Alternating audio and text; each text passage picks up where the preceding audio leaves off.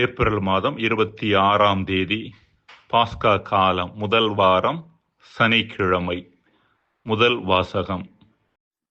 திருத்தூதர் பணிகள் நூலிலிருந்து வாசகம். அதிகாரம் 4, இறை வார்த்தைகள் 13 முதல் 21 முடிய. அந்நாட்களில் பேதுருவும் யோவானும் கல்வி அறிவு அற்றவர்கள் என்பதை தலைமைச் சங்கத்தார் அறிந்திருந்ததால் அவர்களது துணிவைக் கண்டு வியப்படைந்தனர். அவர்கள் இயேசுவோடு இருந்தவர்கள் என்பதையும் உணர்ந்து கொண்டனர். நலம் பெற்ற மனிதர் அவர்களோடு நிற்பதைக் கண்டதால் அவர்களால் ஒன்றும் மறுத்து பேச முடியவில்லை. எனவே அவர்கள் பேதுருவையும் யோவானையும் சங்கத்தை விட்டு வெளியேறும்படி ஆணையிட்டு பின்பு தங்களுக்குள் இது குறித்து கலந்து பேசினார்கள். நாம் இந்த மனிதர்களை என்ன செய்யலாம்?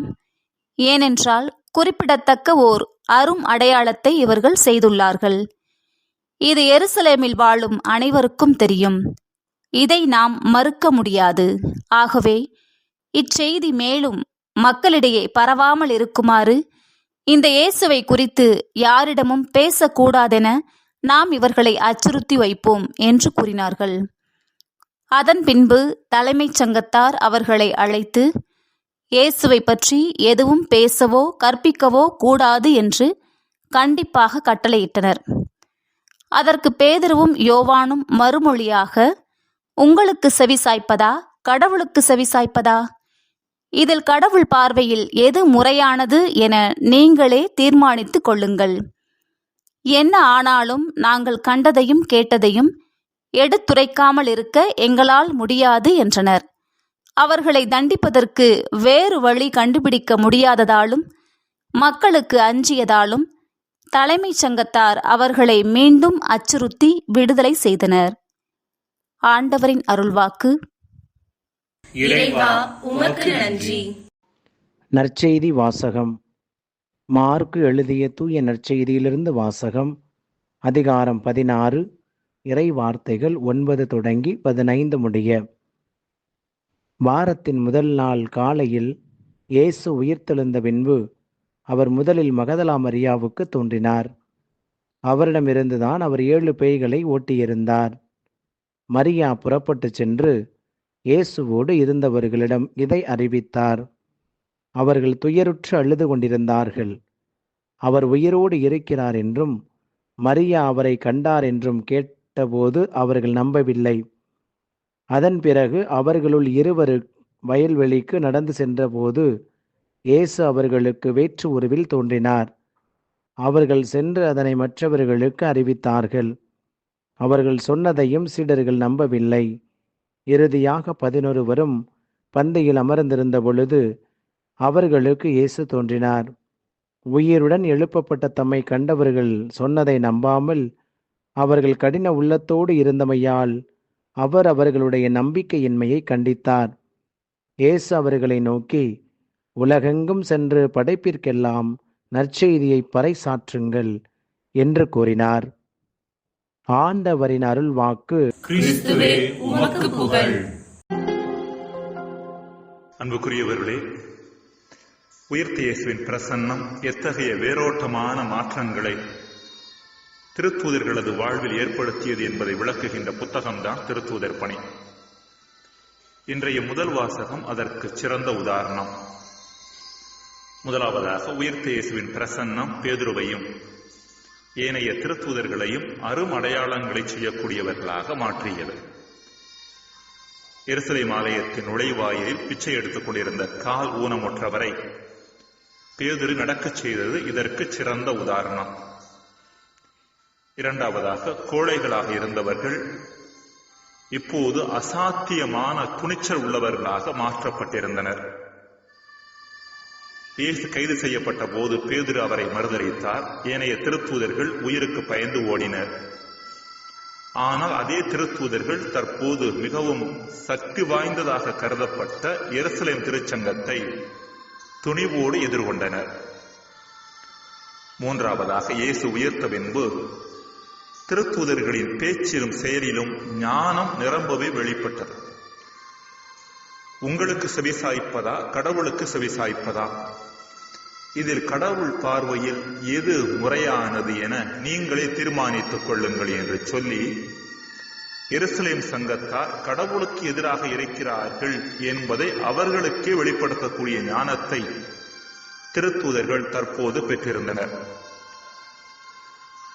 சீடர்களில் நிகழ்ந்த இத்தகைய வேரோட்டமான மாற்றங்கள் இயேசு உயிர்த்ததன் காரணமாக தானே நிகழவில்லை என்பதை நாம் புரிந்து கொள்ள வேண்டும். மாறாக உயிர்த்த இயேசுவின் ஆற்றலை அவர்கள் உள்வாங்கியதன் காரணமாகவே நிகழ்ந்தவை. இன்றைய முதல் வாசகத்தில் லூக்கா எருசலேம் திருச்சங்கத்தார் திருத்தூதர்களின் துணிவைக் கண்டு வியப்படைந்ததாகவும் இதற்கு காரணம் அவர்கள் இயேசுவோடு இருந்ததே என்பதை அவர்கள் உணர்ந்து கொண்டதாயும் எழுதுகின்றார். அதாவது இயேசுவோடு உடன் இருந்ததன் காரணமாக திருத்தூதர்கள் தங்கள் வல்லமையை இயேசுவிடமிருந்து பெற்றுக்கொண்டார்கள் என்பதே லூக்கா நமக்கு எடுத்துரைக்கும் செய்தியாக இருக்கின்றது. இயேசு தம் சீடர்களை அழைத்ததன் 3 முக்கிய நோக்கங்களில் ஒன்று அவர்கள் தம்மோடு உடன் இருப்பதற்காக என்று மார்க்கு எழுதுகின்றார். மார்க்கு 3, 13 மற்றும் 14 வசனங்கள். இயேசு உயிர்த்த பின்பு அன்னை மரியுடன் இணைந்து ஏனைய திருத்தூதர்கள் மன்றாடியதாக திருத்தூதர் பணி நூலில் நாம் வாசிக்கிறோம். திருத்தூதர் பணி 1:14. இதுவே இறைவனோடு உடன் இருப்பது என்பது. அன்புக்குரியவர்களே, பல வேளைகளில் நாம் கடவுள் நம்மோடு இருக்கின்றாரா, அவர் நம்மை ஆசீர்வதிக்கின்றாரா என்ற கேள்விகளையும் சந்தேகங்களையும் எழுப்புகின்றோம். ஆனால் நாம் கேட்க வேண்டிய கேள்வி கடவுள் நம்மோடு இருக்கின்றாரா என்பது அல்ல. மாறாக நாம் கடவுளோடு இருக்கின்றோமா என்கின்ற கேள்வியைத்தான் எழுப்ப நாம் அழைக்கப்படுகின்றோம். இதோ உலக முடிவு வரை எந்நாளும் நான் உங்களோடு இருக்கின்றேன் என்று சொன்ன நம் ஆண்டவர் இயேசு கிறிஸ்து மத்தேயு 28:20 தமது வாக்கிற்கு ஏற்ப எந்நாளும் நம்மோடு இருக்கின்றார். அவர் நம்மை விட்டு பிரிவதில்லை. எனினும் நம்மோடு உடன் இருக்கின்ற பிரசன்னத்தை நாம் உணர்ந்து கொள்ள வேண்டுமெனில் நாம் அவரோடு உடன் இருப்பது மிக மிக அவசியமானது. இவ்வாறு உடன் இருப்பதற்கான வாய்ப்பே ஜெபம் மற்றும் தியானம் என்பது. ஒவ்வொரு நாளும் ஒரு குறிப்பிட்ட நேரம் ஒதுக்கி, முக்கியமாக காலை மற்றும் மாலை வேளைகளில் நேரம் ஒதுக்கி புலன்களை உட்புறமாக திருப்பினோம் என்றால் நம் உள்ளத்தில் உறையும் இறைவனை உடனிருக்கும் உடன் பயணிக்கும் கடவுளாக உணர ஆரம்பிப்போம். ஜெபம். இறைவா, எம்மோடு இருக்கும் உம்மோடு நாங்கள் இருக்க வரந்தாரும். ஆமென். நீங்கள் சென்று எல்லா இனத்தாரையும் சீடராக்குங்கள். இதோ உலக முடியும் வரை நான் உங்களோடு இருக்கிறேன்.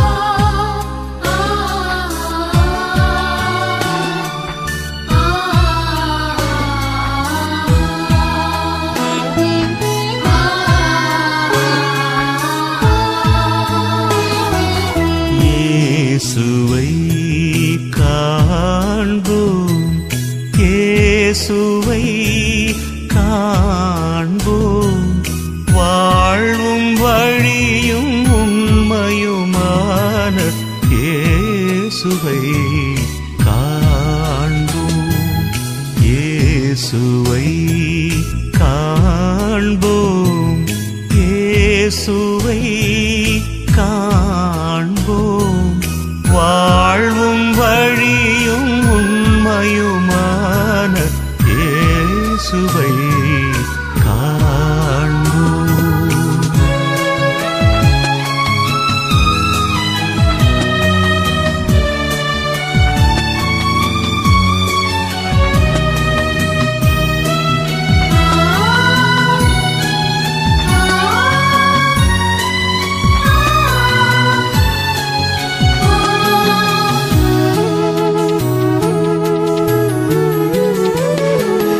அன்பு மிகுந்தவர்,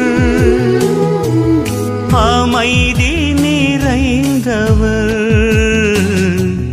அன்பே கடவுள் அழைக்கிறார் உன்னை அன்பு பணியில் அறநெறியில் சீடர்களாகுவோம் வாழ்வை தொடரும்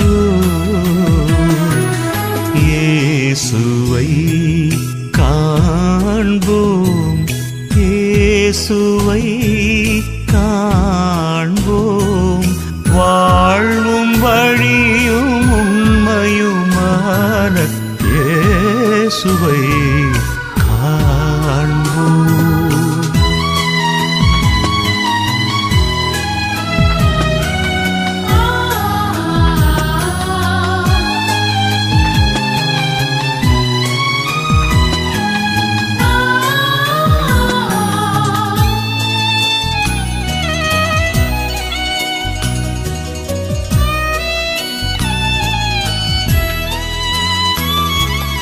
நீதி நேர்மையில்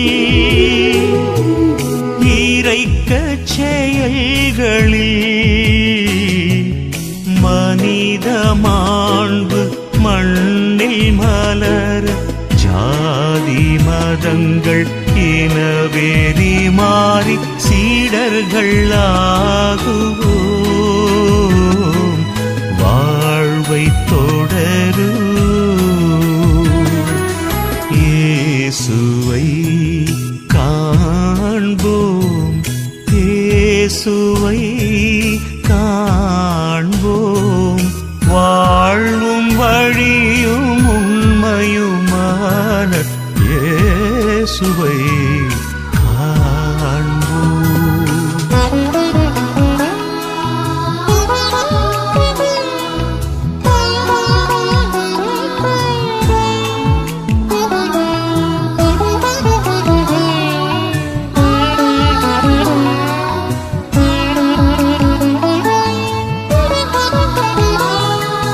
வீழ்ந்த மனிதனை இயேசு தூக்கி எடுப்பவர்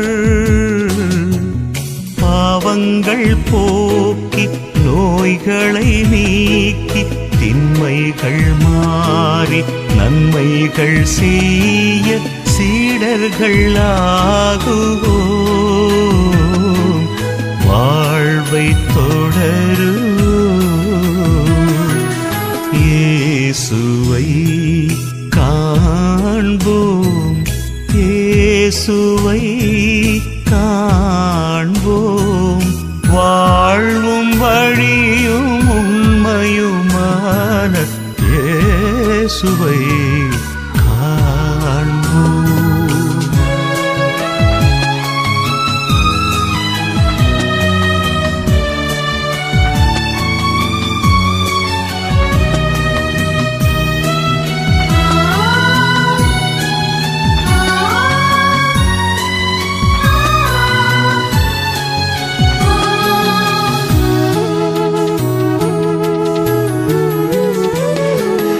கண்ணீர் துடைப்பவர் இயேசு கவலை தீர்ப்பவர் கண்மணி போல காப்பார் உன்னை காலமெல்லாம் கனிகள் கொடுக்க சீடர்களாகுவோம் வாழ்வை தொடரும் இயேசுவை காண்போம் இயேசுவை காண்போம் வாழ்வும் வழியும் உண்மையுமான இயேசுவை காண்போம்.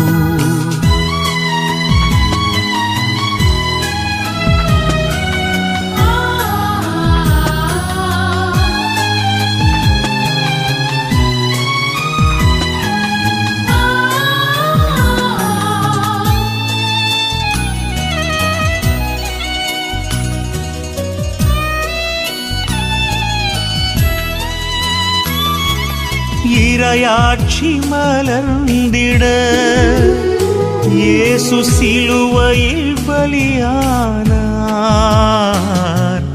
இறந்தும் வாழ்கிறார் இம்மானுவேலாக.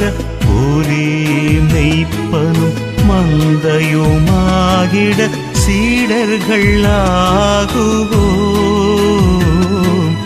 வாழ்வை தொடரும். இயேசுவை காண்போம், இயேசுவை காண்போம், வாழும் வழியும் உண்மையுமான இயேசுவை காண்போம், வாழ்வும் வழியும் உண்மையுமான இயேசுவை காண்போம்.